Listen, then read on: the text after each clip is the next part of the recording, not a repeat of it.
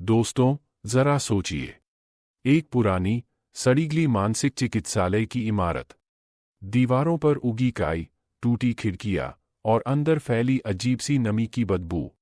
वर्ष था 2023। Bristol, Tennessee के पास मौजूद ग्रीन होलो मेंटल हॉस्पिटल का पुराना हिस्सा तोड़ा जा रहा था। एक ऐसा अस्पताल जो 1975 से बंद पड़ा था और जिसके बारे में लोग कहते थे कि वहां अब भी कुछ जिंदा है। लेकिन उस दिन जो मिला, उसने हर मजदूर का खून जमा दिया। तोड़फोड़ के दौरान दीवार के पीछे से एक ढही हुई वेंटिलेशन टनल खुली। अंधेरा, धूल और सन्नाटा। मजदूरों ने टॉर्च की रोशनी डाली और वहां ठंडी मिट्टी और कंक्रीट के बीच पड़े थे 3 मानव कंकाल। उनकी हालत देखकर किसी का भी दिल कांप जाए। तीनों के सिर एक दूसरे की ओर मुड़े हुए थे, जैसे किसी ने जानबूझकर उन्हें त्रिकोण के रूप में सुलाया हो। और नीचे पड़ी थी एक जंग लगी मोटी जंजीर, जिसने कभी उनके पैरों को एक साथ बांध रखा था। पर सबसे डरावनी बात ये नहीं थी। हड्डियों के पास एक पुरानी एलईडी टॉर्च भी पड़ी थी, धूल और जंग से भरी। जिज्ञासावश एक मजदूर ने उसका बटन दबाया और सबकी सांसें थम गईं। 8 साल। हाँ, 8 साल बाद भी वो टॉर्च इस कंक्रीट की कब्र में अब भी जल उठी। उसकी हल्की पीली रोशनी ने इस जगह के सन्नाटे को चीर दिया और सबको एहसास हुआ, यह कोई साधारण जगह नहीं थी। किसी ने या कुछ ने यहां 3 लोगों को जिंदा दफनाया था। अब सवाल यह था, ये लोग कौन थे, कैसे यहां पहुंचे और क्यों 8 साल बाद उनकी कहानी फिर से जिंदा हो गई। इन सवालों के जवाब पाने के लिए हमें समय में पीछे जाना होगा। अक्टूबर 2015, ब्रिस्टल, टेनेसी के उसी इलाके में, जहां 3 दोस्त, मार्क रिचर्डसन, 29 वर्ष, सारा जेनकिंस, 27 वर्ष, और डेविड केन, 30 वर्ष, एक छोटी सी ट्रैकिंग यात्रा पर निकले थे। तीनों अपने क्षेत्र के अनुभवी पर्वतारोही थे। पहाड़ उनका जुनून था और प्रकृति के साथ उनका रिश्ता बेहद गहरा। वे किसी रोमांच की तलाश में नहीं थे, बस एक शांत, सुंदर यात्रा चाहते थे। पर उन्हें जरा भी अंदाजा नहीं था कि ये यात्रा उनके जीवन की आखिरी साबित होगी। उन्होंने अपनी योजना बनाई थी, शनिवार सुबह निकलना, किसी पहाड़ी कैंप साइट पर रुकना और रविवार तक घर लौट आना। शुक्रवार की रात सारा ने अपनी मां को मैसेज भेजा, सब कुछ पैक हो गया है, हम कल सुबह जल्दी निकल रहे हैं, तुमसे प्यार करती हूं। और वही मैसेज उनका अपने परिवार को भेजा आखिरी संदेश साबित हुआ। शनिवार की सुबह सूरज अभी पूरी तरह निकला भी नहीं था। पड़ोसी लोगों ने देखा, मार्क, सारा और डेविड अपने बैग और सामान मार्क की पुरानी एसयूवी में रख रहे थे। तीनों हंसते हुए, आपस में बातें करते हुए रवाना हुए। किसी को नहीं पता था कि वही मुस्कुराहटें उनका आखिरी दृश्य बन जाएंगी। रविवार शाम तक जब वे वापस नहीं लौटे, तो परिवार ने पहले तो ज्यादा चिंता नहीं की। पहाड़ों में अक्सर नेटवर्क चला जाता है, कभी मौसम की वजह से देरी हो जाती है, यह बात सबको पता थी। लेकिन जब सोमवार सुबह तक न कोई लौटा, न फोन ऑन हुए और न ही कोई अपने काम पर पहुंचा, तब घबराहट फैल गई। सारा और डेविड के परिवार ने मार्क की मां से संपर्क किया और दोपहर तक लापता व्यक्ति की रिपोर्ट दर्ज कराई गई। कार्टर काउंटी पुलिस ने तुरंत कार्रवाई शुरू की। 3 अनुभवी ट्रैकर्स का गायब होना एक सामान्य घटना नहीं थी। पहले खोजी अधिकारी ट्रेल हेड पर पहुंचे, वो जगह जहां आमतौर पर ट्रेकर्स अपनी गाड़ियां छोड़ते थे। लेकिन वहां मार्क की एसयूवी नहीं थी। यह पहला बड़ा संकेत था कि कुछ गलत है। फिर दोपहर में एक गश्ती कार ने पुरानी सड़क के किनारे एक खाली, झाड़ियों से घिरे लॉट में वही एसयूवी खड़ी देखी। वो जगह किसी कैंप साइट की नहीं थी, बल्कि एक भयावह इमारत से आधा मील दूर थी, ग्रीन होलो मेंटल हॉस्पिटल। यह नाम सुनते ही पुलिस और स्थानीय दोनों सिहर उठे। वो अस्पताल 1975 में बंद कर दिया गया था, क्योंकि वहां के हालात किसी नरक से कम नहीं थे। मरीजों पर अमानवीय प्रयोग, अजीब आवाजें और रात में दिखने वाली परछाइयां इन सबके किस्से सालों से उस इलाके में घूम रहे थे। लोग वहां जाते नहीं थे, और जो गए वो लौटे नहीं। अब सवाल था, 3 समझदार, अनुभवी पर्वतारोही अपना रास्ता छोड़कर यहां क्यों आए, और अपनी गाड़ी यहीं क्यों छोड़ी? एसयूवी की जांच हुई। दरवाजे बंद थे। अंदर बस कुछ खाली पानी की बोतलें और सैंडविच के रैपर पड़े थे। पर उनका सारा ट्रेकिंग सामान गायब था। बैग, टेंट, स्लीपिंग बैग, कुछ नहीं। मतलब उन्होंने सामान उठाया और कहीं गए थे, लेकिन कहाँ? शाम तक पूरी टीम वहां पहुंच गई। काउंटी शेरिफ ने एक बड़े सर्च ऑपरेशन का आदेश दिया। सैकड़ों लोग, पुलिस, फायर डिपार्टमेंट और जंगल विभाग के अधिकारी सब इलाके में फैल गए। कुत्तों ने गंध पकड़ने की कोशिश की, पर सुगंध जल्दी गायब हो गई, जैसे किसी ने जानबूझकर दिशा भटका दी हो। हेलीकॉप्टर ऊपर उड़ रहे थे, थर्मल कैमरे पेड़ों की छतरी में झांकने की कोशिश कर रहे थे, लेकिन जंगल इतना घना था कि नीचे कुछ दिख नहीं रहा था। कई दिनों की खोज के बाद भी कोई निशान नहीं मिला। इस बीच परिवारों ने कहा कि मार्क, सारा और डेविड कभी किसी भूतिया जगह या परित्यक्त इमारत की ओर आकर्षित नहीं होते थे। वे स्थिर, समझदार और सुरक्षित रहना जानते थे। तो फिर वो इस पुराने हॉस्पिटल के पास क्यों गए? क्या किसी ने उन्हें वहां बुलाया था, या कुछ ऐसा देखा जिसने उन्हें वहां जाने पर मजबूर कर दिया? पुलिस टीम ने खुद ग्रीन होलो बिल्डिंग की तलाशी शुरू की। पहली मंजिल के सारे दरवाजे मोटे तख्तों से बंद थे, खिड़कियों पर जंग लगी सलाखें। ऊपरी मंजिलें टूटी फूटी थीं, लेकिन कोई ताजे पैरों के निशान नहीं थे, जैसे वहां दशकों से कोई गया ही नहीं। अंदर दाखिल होने की अनुमति मिली और पुलिस ने पूरे भवन को छाना, कमरा दर कमरा, वार्ड दर वार्ड। दीवारों पर पेंट छिल रहा था, फर्श पर मोटी धूल थी, पुराने मेडिकल रिकॉर्ड बिखरे थे और हवा में सड़न की गंध तैर रही थी। लेकिन वहां भी कुछ नहीं मिला। न कोई निशान, न सामान, न संघर्ष के चिन्ह। आधिकारिक निष्कर्ष, कोई सबूत नहीं कि तीनों कभी ग्रीन होलो के अंदर गए। मामला ठंडा पड़ गया। समय बीतता गया। फोटो बुलेटिन बोर्ड से हटाई गईं और 2015 की वो ठंडी अक्टूबर रात एक कहानी बनकर रह गई। लोगों ने कहा तीनों किसी शाप के शिकार हो गए। कुछ ने कहा वो गायब नहीं हुए, बल्कि किसी ने उन्हें छुपा दिया। लेकिन सच्चाई अभी भी उसी इमारत की दीवारों में दबी थी। 8 साल तक कोई नहीं जान सका कि उस पुराने सेनेटोरियम की गहराई में क्या छुपा है। फिर आया साल 23। स्थानीय प्रशासन ने फैसला किया कि ग्रीन होलो को आंशिक रूप से गिरा दिया जाए, क्योंकि अब वो ढांचा गिरने की कगार पर था और किसी दिन किसी की जान ले सकता था। मई की शुरुआत में एक निर्माण कंपनी ने उस इमारत का उत्तरी विंग तोड़ना शुरू किया। काम सावधानी से चल रहा था। दीवारें पुरानी थीं, जगह जगह दरारें पड़ी थीं। लेकिन फिर एक दिन तीसरी मंजिल और अटारी के बीच एक कंक्रीट स्लैब फट गया। गर्जना के साथ गिरा और दीवार का एक हिस्सा टूट गया। धूल के बादल छा गए। जब धूल बैठी तो मजदूरों ने देखा दीवार के पीछे एक धातु की सुरंग खुल गई थी, एक हवादार टनल जिसे किसी ने कभी देखा ही नहीं था। फोरमैन फ्रैंक ने टॉर्च उठाई और अंधेरे में झांका। पहले कुछ नहीं दिखा, सिर्फ मोटी धूल और मकड़ी के जाले। लेकिन फिर टॉर्च की रोशनी किसी सफेद और चिकनी चीज पर पड़ी। वो हड्डियां थीं, मानव हड्डियां, और सिर्फ एक नहीं, 3। फ्रैंक के हाथ कांप गए। उसने बाकी मजदूरों को बुलाया। सबने देखा एक संकरी, लगभग 4-4 फुट की सुरंग, जिसके अंदर 3 कंकाल पड़े थे। उनकी हालत ऐसी थी जैसे उन्हें जिंदा ही यहां कैद कर दिया गया हो। अब माहौल में सिर्फ सन्नाटा था। कोई कुछ बोल नहीं पा रहा था। पुलिस बुलाई गई।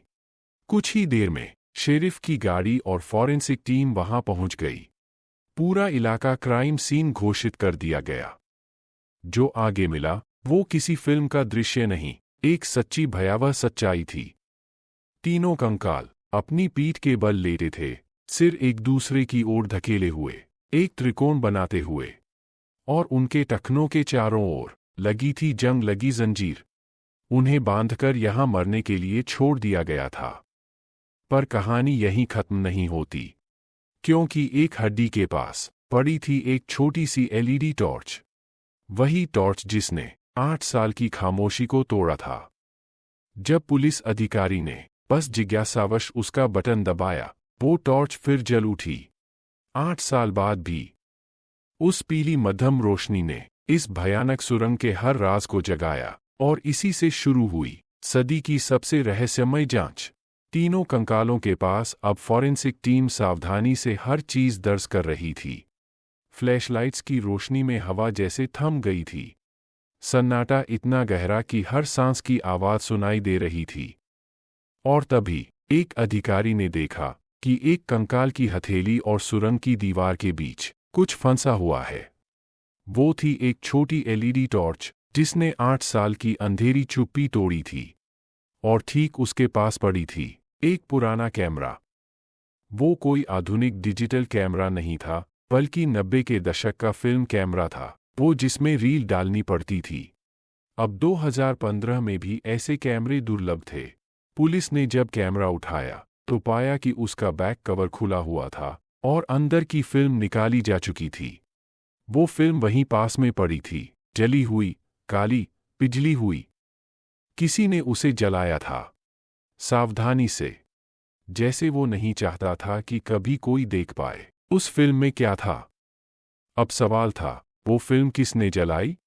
और उसमें क्या था? क्या उसमें उनके आखिरी पलों की तस्वीरें थीं? या उस इंसान का चेहरा जिसने उन्हें इस अंधेरी सुरंग में बंद किया था?